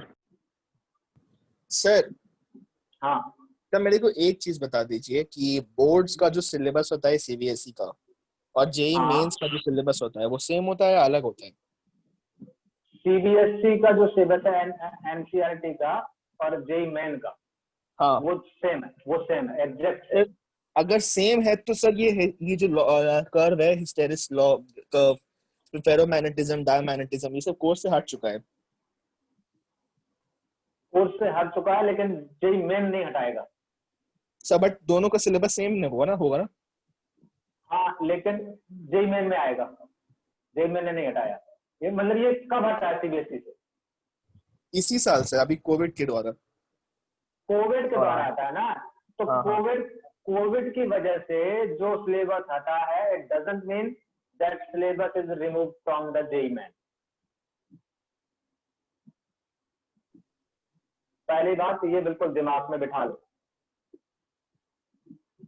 मतलब जो मैं यदि सीबीएसई बोल रहा हूं तो सीबीएसई का मतलब सीबीएसई या एनसीईआरटी पाठ्यक्रम से है।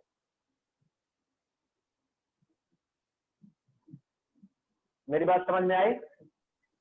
सर मतलब कि चैप्टर सेम है, सिलेबस अंदर का अलग हो सकता है। बिल्कुल बिल्कुल बिल्कुल बिल्कुल, मेरे कहने का वही मतलब है। मेरी बात समझ गए? Yes sir. अभी तक का नोटिफिकेशन है ये, फर्दर कुछ नोटिफिकेशन आता है जेई मेन के रिगार्डिंग, तो फिर वो हम देखेंगे। ठीक है ना, अभी का यही है। Okay sir. हाँ तो मतलब जो एनसीईआरटी में चैप्टर है, जो सीबीएसई बुक में चैप्टर है, वो सारे के सारे चैप्टर जेई मेन में है। हाँ उसने स्कूल के हिसाब से कुछ चीजें कट करी हैं, वो अलग बात हो सकती है, लेकिन उसका ये बिल्कुल मतलब नहीं है कि वो आपका आईआईटी से भी हट गई है या जेई मेन से भी हट गई। ठीक है ना? सर तो ये फिर बोल। सर ये मेरे को ये चीज नहीं समझ आई सर, ये डायमैग्नेटिक का टेम्परेचर बढ़ाने से सर वो पैरामैग्नेटिक या फेरोमैग्नेटिक कैसे बच जाता है सर? क्योंकि वो तो मैग्नेटिक फील्ड को अपोज करता है ना। समझने की जरूरत ही नहीं है, वो मैग्नेटिक, वो प्रॉपर्टी ऑफ मटेरियल है। मटेरियल की प्रॉपर्टी समझना हमारे बस की बात नहीं। सर मतलब डायमैग्नेटिक तो अपोज करता है मैग्नेटिक फील्ड को, लेकिन फेरो और पैरा तो उसको अट्रैक्ट करता है ना अपनी तरफ। एक मिनट में एक बार देख लेता हूँ, थोड़ा सा चेक कर लेता हूँ एक बार। Diamagnetism is the intrinsic property of every material and it is generated due to the mutual interaction between the applied magnetic field and orbital motion of electron. ठीक है, तो इस स्टेटमेंट में तो कोई दिक्कत है नहीं। बाकी ये अपोज करता है, ठीक है। एक बार क्यूरी लॉ भी देख लेते हैं, पैरामैग्नेटिक, एरोमैग्नेटिक और पैरामैग्नेटिक। तो क्यूरी लॉ से भी कोई लेना देना इसका है नहीं। तो मतलब इसका मतलब डायमैग्नेटिक मटेरियल एक डिफरेंट टाइप के ही मटेरियल है, उनका पैरामैग्नेटिक और फेरोमैग्नेटिक मटेरियल से कोई लेना देना नहीं है। डायमैग्नेटिक मटेरियल एक डिफरेंट टाइप के मटेरियल है बस। आगे बोलो। सर ये डायमैग्नेटिक मटेरियल को अगर हम लोग हीट करेंगे तो उसके जो इलेक्ट्रॉन्स होंगे वो एक्साइटेड स्टेट में जाएंगे, तो इलेक्ट्रॉन्स जो हैं वो अपनी शेल से दूसरे ऑर्बिटल में चले जाएंगे। तो फिर डायमैग्नेटिक से पैरामैग्नेटिक हो जाएंगे। अब यार ऐसा तो कहीं मेंशन किया नहीं कि जाएंगे, जरूरी थोड़ा ना चले जाए। जैसे कि फास्फोरस में होता है ना कि वो हम लोग हीट करते हैं तो वो अपना 2 d ऑर्बिटल बना लेता है, तो PCl5 बनाता है। फास्फोरस कैसा मटेरियल है? सर मैं एग्जांपल दे रहा हूँ कि हम लोग ऐसे कर सकते हैं, टेम्परेचर बढ़ाने से शायद से अनपेयरिंग हो जाए। बेटा जरूरी नहीं ना ऐसा सब में हो सकता है फास्फोरस कोई टाइप का मैग्नेटिक बिहेवियर थोड़ी ना करता हो। सर हाँ सर टेस्ट का टॉपिक बता दीजिए संडे को जो होगा। हाँ बस सिलेबस आ जाएगा ग्रुप में, लेकिन लिख लो सारे लोग। सिलेबस है आपका magnetic effect of electric current, AC, electromagnetic induction, और ये आपका मैग्नेटिक प्रॉपर्टी ऑफ मटेरियल, मतलब अर्थ मैग्नेटिज्म वाला पूरा चैप्टर। सर ये भी आएगा? हाँ ये भी आएगा। सर डाउट्स बता देंगे? हाँ हाँ बता दूंगा। सर एक टेस्ट चीज के और, सॉल्यूशन अभी एक चीज और है, पहले वो डिस्कस कर लेते हैं, नहीं तो बाद में छूट जाएगा। एक छोटा सा चीज है, वो जल्दी से आपके फिगर में मैं इसी से बता देता हूँ, कुछ ज्यादा उसमें करने की जरूरत नहीं है। आपके मॉड्यूल में अबे यार ये बार बार क्या हो रहा है। मॉड्यूल में सबसे लास्ट पेज में देखो, एक कोई इंस्ट्रूमेंट दिख रहा है, galvanometer, moving coil. Yes sir. Moving coil galvanometer दिखा? Yes sir. हाँ तो वो मूविंग कॉइल गैल्वेनोमीटर के बारे में मैं थोड़ा सा डिस्कस करना चाह रहा था, इसको जल्दी से कर लेते हैं। हम बता रहा हूँ मूविंग कॉइल गैल्वेनोमीटर क्या है। वैसे तो 2 टाइप के होते थे, लेकिन हमें उससे मतलब है नहीं, मैं इसी में बता देता हूँ। मूविंग कॉइल गैल्वेनोमीटर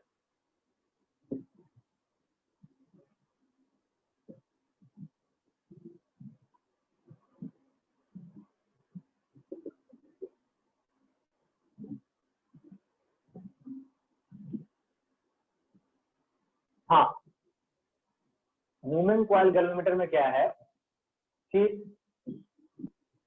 चलो मैं फिगर यहाँ बनाऊं तब शायद आपको ज्यादा क्लियर होगा।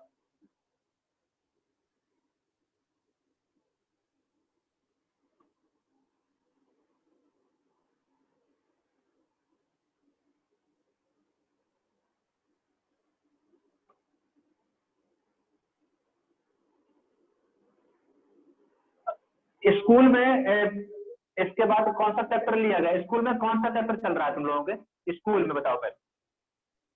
सर मेरे में तो nuclear photo electric effect, sir, radio activity. मतलब लाइट्स। स्कूल का सिलेबस खत्म होने वाला है क्या? यस सर मेरे यहाँ तो खत्म होने वाला है। सर मेरे यहाँ पार्ट 2 स्टार्ट हुआ है, मतलब कि पहला चैप्टर। ऑप्टिक्स खत्म हो गया क्या? हाँ ऑप्टिक्स खत्म हो गया सर। तो हम क्या शुरू करें? पोलराइजेशन सब खत्म। सर ऑप्टिक्स शुरू कर दीजिए, फिर उसके बाद सर पोलराइजेशन हो। ऑप्टिक्स ही तो बचा है सर, और तो सीरीज से चलिए सर, कोई दिक्कत नहीं। हाँ सर कोई प्रॉब्लम नहीं है। ठीक है, ऑप्टिक्स से शुरू करेंगे। ठीक, देखो इसमें क्या है कि एक ऐसे इस सर्कुलर शेप की 2 मैग्नेट रखें, ये नॉर्थ पोल है, ये साउथ पोल है, समझना थोड़ा सा। मूविंग कॉइल गैल्वेनोमीटर की बात कर रहे हैं।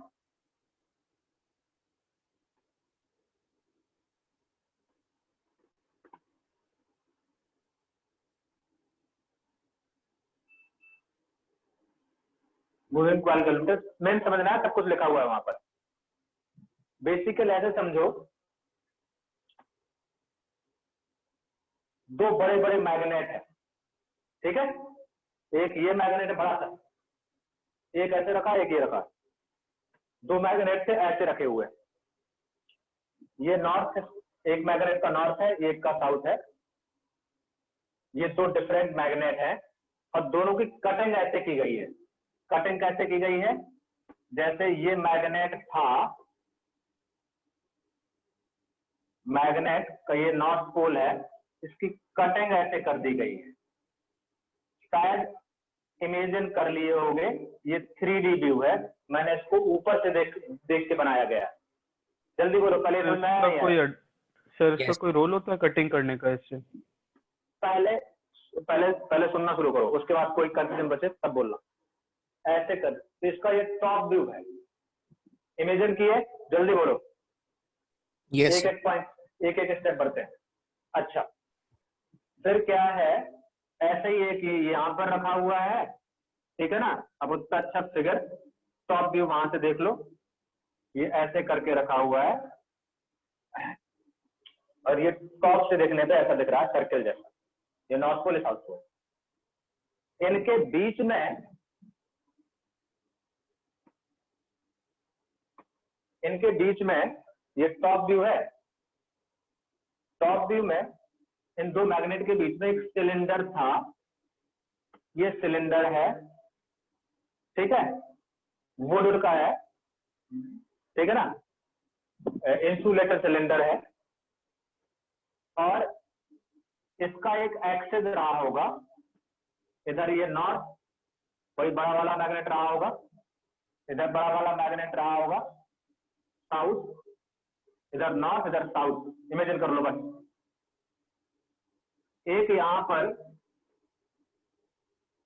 इसका एक्सिस रहा होगा सिलेंडर का, ये सिलेंडर का एक स्प्रिंग है और स्प्रिंग ये फिक्स है, सर्कुलर स्प्रिंग है, स्पाइरल जैसी स्प्रिंग है, उसका भी यूज समझ में आएगा। ये सिलेंडर इस एक्सिस के अबाउट रोटेट कर सकता है, और रोटेट करेगा तो ये स्प्रिंग इसको ट्विस्ट क्रिएट करेगा। क्या क्रिएट करेगा? ट्विस्ट। स्प्रिंग यहाँ फिक्स है, समझो जैसे ये है, यहाँ स्प्रिंग वेल्डिंग कर दी और ऐसे ऐसे घूमी हुई है, और ये स्प्रिंग यहाँ पर फिक्स है, इसको ट्विस्ट करूंगा, ऐसे घुमाऊंगा, तो क्या स्प्रिंग रीस्टोर करने की कोशिश करेगा? जल्दी बोलो। Yes sir. यस ठीक ठीक ठीक। तो स्प्रिंग क्या करेगा? रीस्टोर करेगा। ये वो है। इसी सिलेंडर में ये वायर है और वायर की ऐसे ऐसे वाइंडिंग कर दी गई है। क्या कर दी गई है? वाइंडिंग। ऐसे वायर की वाइंडिंग कर दी गई है। मतलब ये सिलेंडर था, ये सिलेंडर था, ये सिलेंडर था, और इस सिलेंडर में ऐसे ऐसे वायर की वाइंडिंग कर दी गई है। इतना इमेजिन किए? जल्दी बोलो। Yes sir. ठीक, ये वाइंडिंग कर दी है। तो जो मुझे टॉप व्यू में दिखेगा, टॉप व्यू में ये तो सिलेंडर होगा और सिलेंडर के में ये वाइंडिंग होगी, बहुत सारी वायर, ऐसे ये वाइंडिंग दिखी, ये टॉप ऊपर से देखने से, और ये अच्छा। अब इसकी जो ये जो नॉर्थ एंड साउथ पोल थे, ये नॉर्थ पोल था,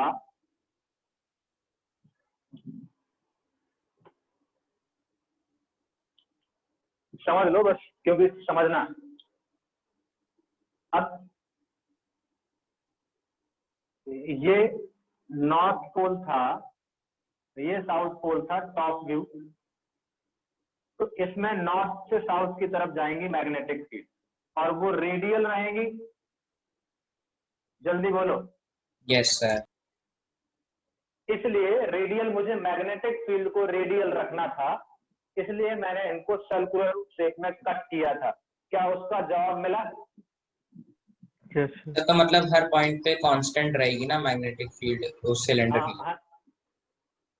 हाँ बिल्कुल।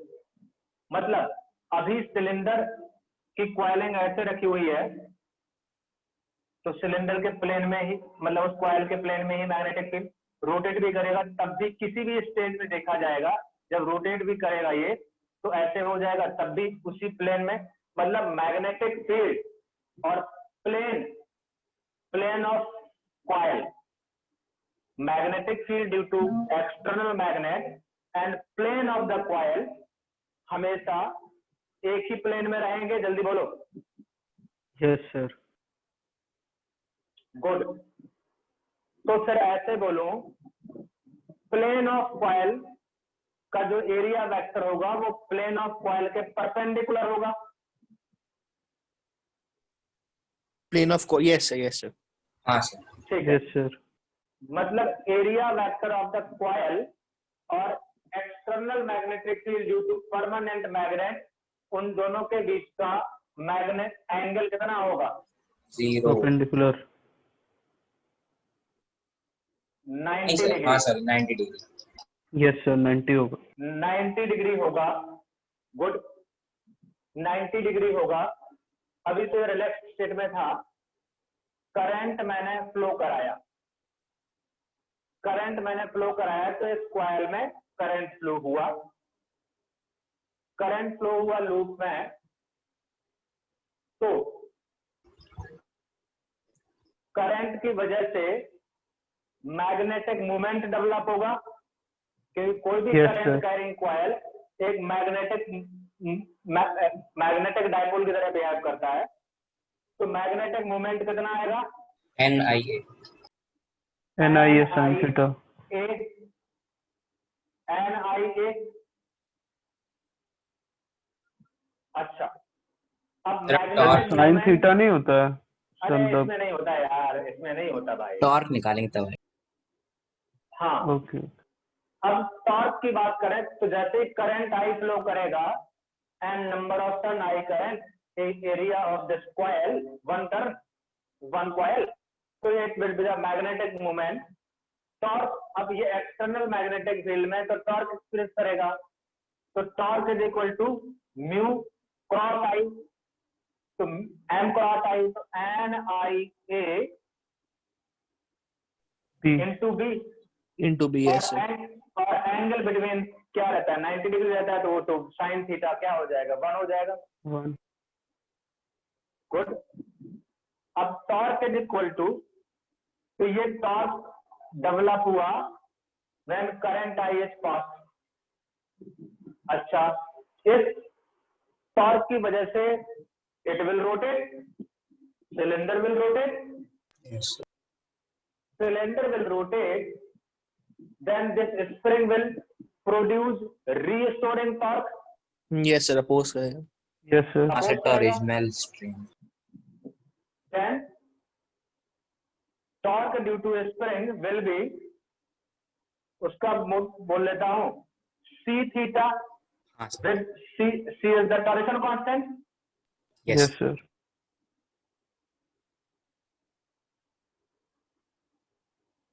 Torsion constant. अच्छा, at equilibrium position torque by external magnetic field will balance by the torque produced by spring. Yes or no? yes sir. At equilibrium, NIAB is equal to C theta, then I is equal to C by NAB into theta.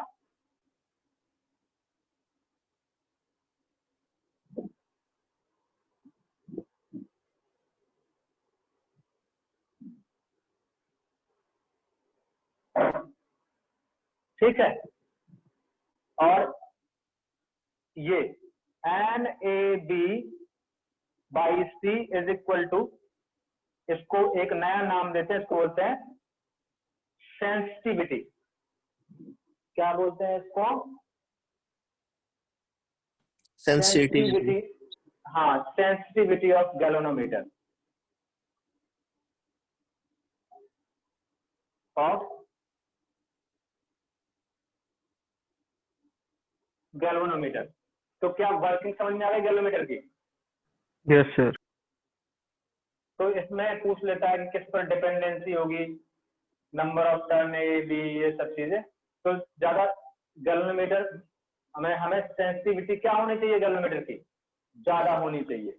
High sir, तो soft iron high. Core की high होती है sensitivity. Sir वो तो spring पे depend करेगा ना। वो सॉफ्ट आयरन कोर अलग चीज हो गई। तो क्या ये मूविंग कॉइल गैल्वेनोमीटर समझ में आ रहा है? जल्दी बोलो। Yes sir. जी सर। तो वो डिफ्लेक्शन भाई, फिर यहीं पर क्या कर देते हैं, बेसिकली क्या होता है, यहीं पर आगे स्केल लगा देते हैं पूरा इंस्ट्रूमेंट में, और यहीं निडल फिट होती है, और उसको जब टच करते हैं तो करंट फ्लो होता है, तो ये डिफ्लेक्शन शो करता है। तो वही स्केलिंग कर देते हैं, तो हमें पता चल जाता है करंट फ्लो कर रहा है कि नहीं कर रहा है। बस ये होता है बेसिकली। ठीक है। Yes sir. सर तो ये आपका मूविंग कॉइल गैल्वेनोमीटर हो गया। तो अब ये चैप्टर पूरा कंप्लीट हो गया है, और हम इंटरेस्टिंग चैप्टर आगे की तरफ बढ़ते हैं। बोरिंग था थोड़ा सा, लेकिन चीज याद तो करनी ही करनी है, एक दो क्वेश्चन आते ही आते हैं, तो ये सब चीजें याद रखनी है, रट्टा मार देना अच्छे से। और नेक्स्ट क्लास से हम शुरू करते हैं आपका ऑप्टिक्स, और ऑप्टिक्स को बहुत ध्यान सुनना, बहुत इंटरेस्टिंग है, अच्छा चैप्टर है। और एक ही चीजें बार बार आएंगी। ऑप्टिक्स लगता तो बहुत बड़ा है, लेकिन आपको पता चलेगा कि वही चीजें हम बार बार कर रहे हैं, जैसे हम इलेक्ट्रोस्टैटिक में कर रहे थे, मैग्नेटिज्म में कर रहे थे, सारी चीजें वहां भी वही होंगी बार बार। तो पहले 2-3 लेक्चर पहले वाले वेरी इंपॉर्टेंट, क्योंकि फंडामेंटल बेसिक चीजें हैं, फिर उन्हीं के रिपीटेशन होने लगेगा। पहले बेसिक्स बहुत इंपॉर्टेंट है, समझना है, इंपॉर्टेंट है, अच्छा है, कंपटीशन के हिसाब से बहुत ज्यादा इंपॉर्टेंट। हाँ, अब बोलो आगे कुछ। सर वेव हाँ। ऑप्टिक्स शुरू करेंगे कि रे ऑप्टिक्स? पहले रे करेंगे और वेव जाके खत्म कर देंगे, तब पूरा ऑप्टिक्स की बात कर रहा हूँ मैं। ज्योमेट्रिकल सब। सब सब सब ऑप्टिक्स मतलब पूरी ऑप्टिक्स की बात कर रहा हूँ सर। Okay sir. सर ये परमानेंट मैग्नेट वाला चैप्टर टेस्ट में आएगा सर, इतने सारे क्वेश्चंस हैं इसमें। हाँ, तो वो क्वेश्चन सब ऐसे ही होते हैं यार। सर वो ऐसे ही हैं, मतलब टिक टिक करते हाँ, चले जाते हैं। बहुत। सर एक कॉन्सेप्चुअल क्वेश्चन था, पूछ लूं? बोलो। सर एक क्वेश्चन है कि sir if the frequency of the source EMF in an alternating circuit is n, the power varies with the frequency. तो बेटा पावर क्या होता है, V इंटू आई। Yes sir. तो So V vi इंटू आई, तो V इंटू से आई से, instantaneous होता है ना, अगर एवरेज ले तो हाँ, vi/2 cos थीटा होता है। अरे वो ये V इंटू आई होता है, यही बात कर रहा हूँ। फ्रीक्वेंसी की बात कर रहा है तो इंस्टेंटेनियस की बात कर रहा है। ठीक है, तो V इंटू आई करो, तो आई का फंक्शन साइन ओमेगा टी कुछ होगा, V का फंक्शन साइन ओमेगा टी कुछ होगा, या कॉस ओमेगा टी कुछ होगा, दोनों कंबाइन करो, एक साइन या कॉस में उसको ट्रिग्नोमेट्रिक रिलेशन का यूज करके कन्वर्ट करो। हाँ सर। मेरी बात समझ गए? तो CND वाला फॉर्मूला लग जाएगा, C + D C - D। हाँ, बिल्कुल बिल्कुल बिल्कुल, वहां से देख लो उसका क्या आता है। ओके, अच्छा फिर सर कंपेयर कर लें उसको फिर हाँ हाँ, फ्रीक्वेंसी बता। बिल्कुल बिल्कुल, समझ गए ना? ठीक है sir, okay, thank you sir. Sir हाँ, सर एक क्वेश्चन है, बोल रहा हूँ। बोलो। A particle A moves in one direction along a given trajectory with tangential acceleration a tau, a into tau. सब पहले ये बताओ, ये जो कल टेस्ट हुआ है उसका है क्या? नहीं सर, उसका नहीं है। फिर बोलो। मैं कल जो टेस्ट हुआ है उसका अभी भेज रहा हूँ अभी, ठीक है ना? सर रिजल्ट भेजेंगे। सॉल्यूशन भेज रहा हूँ। और इस बार रिस्पांस का बैकअप आया तुम लोगों को, नहीं आया? हाँ सर, हाँ उसमें दिखा रहा था। ठीक, हाँ ठीक है, मैं इसको सॉल्यूशन देता हूँ, फिर रिजल्ट मैं चेक करता हूँ इसको कैसे करना है। इसको ऐड वैड यार करना, चलो नहीं तो मेरे तो मैं भेजता हूँ, तुम ऐड करके बताना कैसे तुरंत। सर एक चीज हाँ पहले बोलो। बता दीजिए आप जो वेव ऑप्टिक्स पढ़ाएंगे उसमें 11th हाँ का वेव हम लोग पढ़ लेंगे कि आप वो पढ़ाएंगे? 11th का वेव नहीं है, मतलब कि 11th उसके का जो वेव। टर्म्स टर्म्स वर्म्स है हाँ तो वो हाँ, सब कुछ पढ़ लें। वो पढ़ लो, बिल्कुल बिल्कुल, वो हेल्प करेगा आपको वेव ऑप्टिक्स। सर वो वेव ऑप्टिक्स में यंग्स डबल स्लिट एक्सपेरिमेंट ये सब पढ़ाएंगे ना मतलब? हाँ ये तो सब पढ़। हाँ सर वो ठीक है, तो प्योर वेव वाला नहीं पढ़ाएंगे मतलब? हाँ हाँ, ओके, बोलो सर। लेकिन कंसेप्ट सिमिलर है। हाँ बोलो। A particle A moves in one direction along a given trajectory with a tangential acceleration a into tau, where a is a constant vector coinciding with direction of x-axis and tau is a unit vector coinciding with velocity vector at a given point. Find how the velocity of particle depends on x, provided it is 0 at x equal to 0. AT is equal to दिया है, बोलो। Tangential acceleration दिया है a into tau.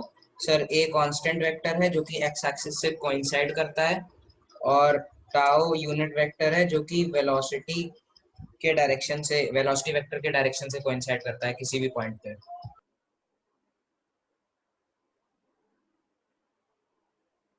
Sir x और मतलब x से कैसे change हो रहा है, डिस्प्लेसमेंट पे कैसे डिपेंड कर रहा है वेलोसिटी, ये बताना है। और A किधर पॉइंटर कर रहा है? सर बताना है कि find how the velocity of particle depends on x provided that its velocity is negligible at the point x equal to 0, मतलब x equal to 0 पे 0 है। पहले A के बारे में बताया, A के बारे में। सर a कांस्टेंट वेक्टर है जो कि x एक्सिस से के डायरेक्शन से कोइंसाइड कर रहा है।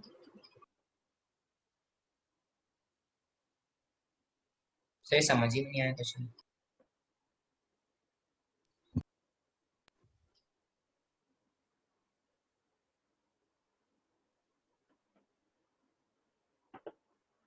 पार्टिकल x इक्वल टू 0 पे वेलोसिटी 0 है। हाँ सर।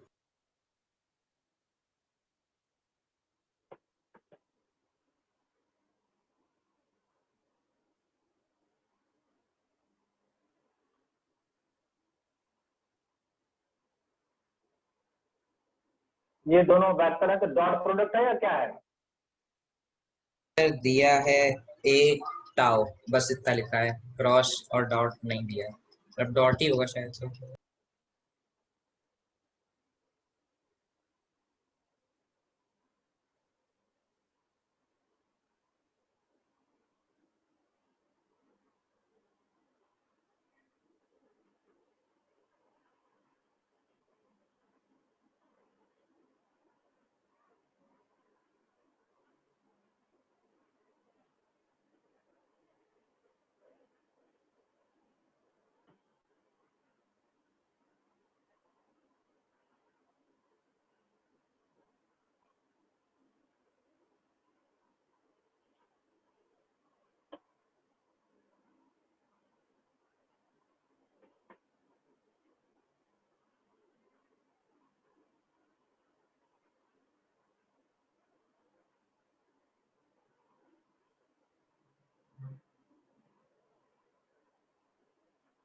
डॉट और वो कुछ कुछ नहीं बताया ये। नहीं सर बताया नहीं।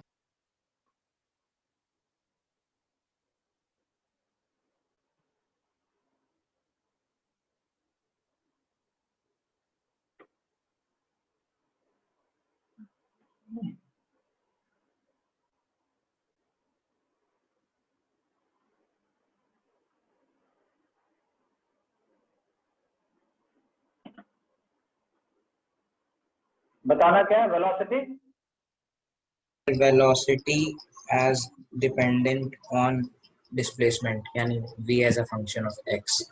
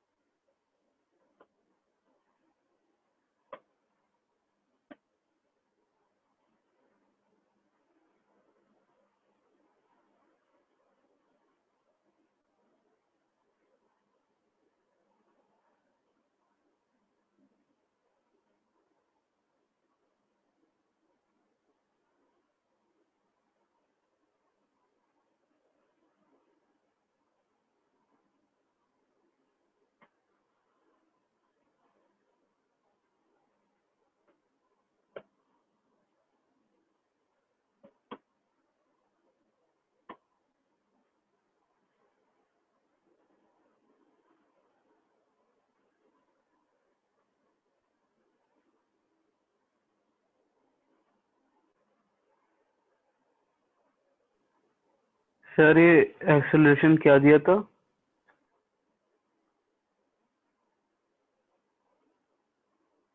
सर हाँ सर थीटा एंगल मान लें किसी इंस्टेंट पे जो टाउ बना रहा है, टाउ वेक्टर, तो ए वेक्टर हो जाएगा ए आई कैप, और टाउ वेक्टर भी लिख सकते हैं, फिर उनका डॉट प्रोडक्ट निकाल के शायद कुछ हो जाए।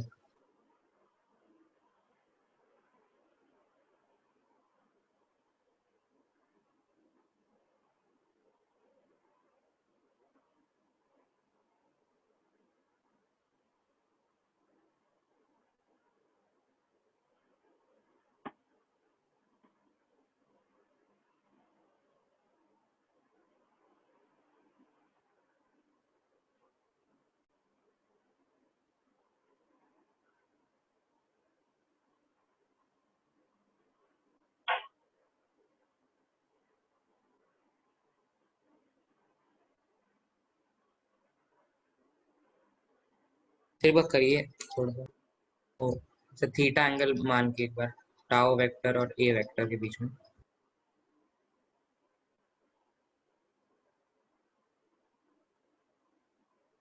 रिजॉल्व करके डॉट प्रोडक्ट निकलेगा।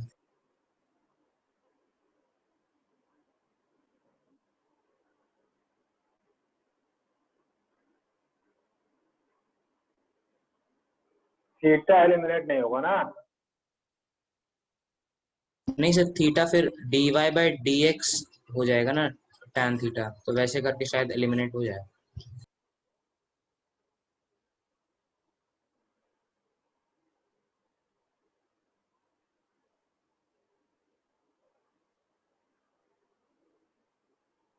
तो y नया वेरिएबल इंट्रोड्यूस हो जाएगा। सर डिफरेंशियल इक्वेशन बन जाएगी फिर। तो ds cos theta equal to dx नहीं हो जाएगा? ds cos theta equals to dx, ds change in displacement on trajectory, और उसका cos थीटा वाला कंपोनेंट dx हो जाएगा, और मतलब s और v के बीच में रिलेशन निकालना है।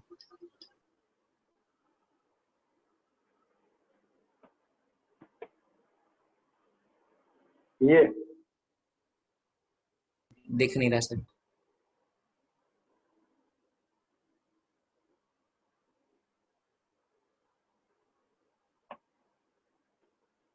चेक करता हूँ, बार को चेक करता सकता हूँ, ठीक है? ऐसे लगने से कोई फायदा नहीं, एक बार मैं चेक कर लूंगा फिर बताता हूँ, ठीक है ना? मुझे क्वेश्चन भेज देना, कई बार कुछ हो रहा होता है, कुछ बताता है तो। नहीं सर यही है पक्ष, सर देख के बताया था। ठीक है, हाँ तो एक बार मुझे भेज देना, ठीक है? सर हाँ सर आ गया मैं शायद। चेक कर लूँ। सर जो सर ds होगा, ds cos थीटा dx हो जाएगा, ds मतलब displacement on trajectory, cos theta component उसका dx हो जाएगा, तो वहां से cos थीटा एलिमिनेट हो जाएगा। ऐसा हो रहा है क्या? नहीं होगा भाई। यहाँ पर यदि मैं ds भी कर दूं तो ये यहाँ पर हो जाएगा ds cos थीटा, और इधर लिखूंगा तो क्या आ जाएगा? ये a और a cos थीटा रहेगा, ये तो cos थीटा मल्टीप्लाई हो जाएगा।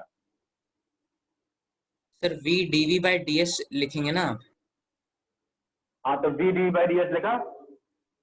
हाँ तो सर जो a cos थीटा है, सर cos थीटा वो नहीं हो जाएगा d ds cos थीटा, मतलब d cos theta equals to, मतलब ds cos theta equals to dx हो जाएगा, ds cos theta equals to dx।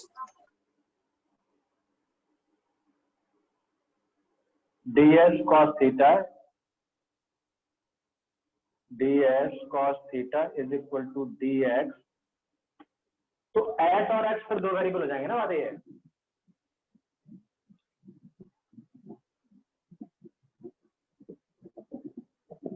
Sir आप ds को उधर मल्टीप्लाई कर दीजिए, v dv बाई ds होगा ना टोटल, ds cos थीटा नहीं होगा। v dv बाई ds, और फिर सर ds उधर और मल्टीप्लाई हो जाएगा तो a इधर dx हो होगा जाएगा। cos थीटा को, अच्छा cos थीटा को फिर मैं लिखूंगा dx बाई ds, तो ds ds हट गया। हाँ सर, हाँ सर यही। फिर इंटीग्रेट कर देंगे शायद। बी मेथड सही है स्क्वायर, सर। तो क्या यही आ रहा है? तो क्या आंसर चेक करो। v equals to root two A X है सर। नहीं वही तो कर रहा है ना, ये नहीं आएगा। सर वही आ रहा है शायद, v square by two equals to A X आएगा। v square by two equals to A X, B square by two equals to A X, v square by two. हाँ हाँ हाँ ठीक ठीक आ तो रहा है। तो सर ये सही है मेथड। एक्स, इसका मतलब ये है, ये एक्स रूल है, लेकिन वो डिस्टेंस, वो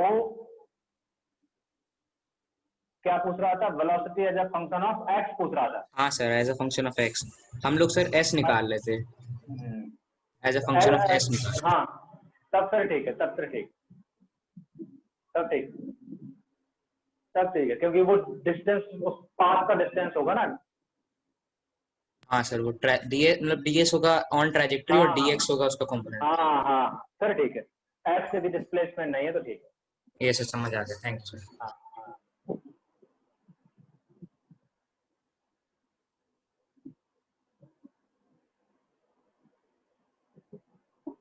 चलो इसी को देखेंगे।